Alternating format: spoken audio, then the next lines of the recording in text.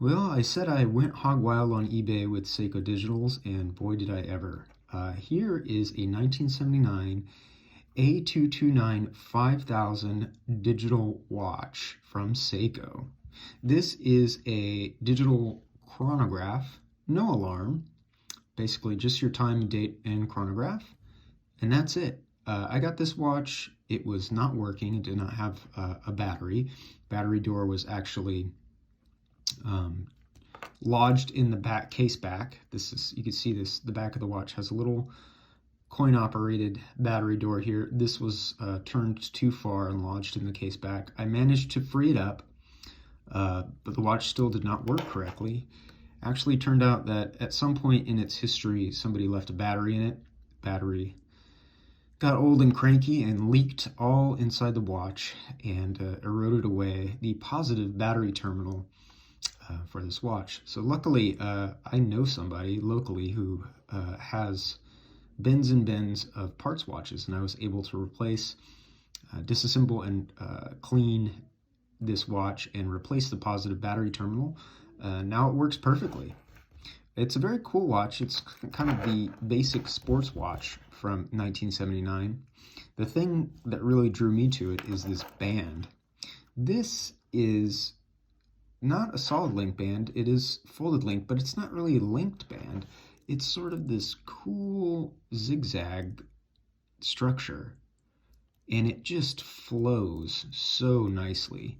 The flexibility on this band is amazing. That's what really drew me to this watch. Actually gets to focus. You can see it just moves like a wave and is extremely comfortable on the wrist. It does have a light. There it is. Actually a pretty bright light. The earlier Seiko watches I found have brighter lights than the later ones. I think maybe later they were more conscious of battery life. That's it. And you see this actually still sporting standard Seiko clasp.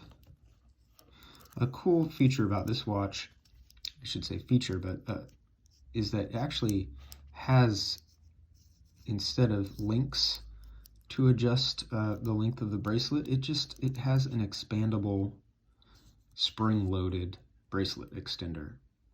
I'm fairly certain this is the stock bracelet extender. So you have, what is that, 1, 2, 3, 5 levels of micro adjustment, and then also the spring.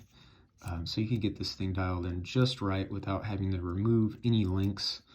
You just basically move the adjuster where you need it, and it's good to go. It's a pretty clever design, pretty nice watch, 1979. Again, this is going to be up on eBay for sale. I'll go through the modes real quick. Has a stopwatch that does lap times as well. So you press this button, it goes lap, and there's 1 lap. You can press the button again, 2 laps. Press the button again, 3 laps.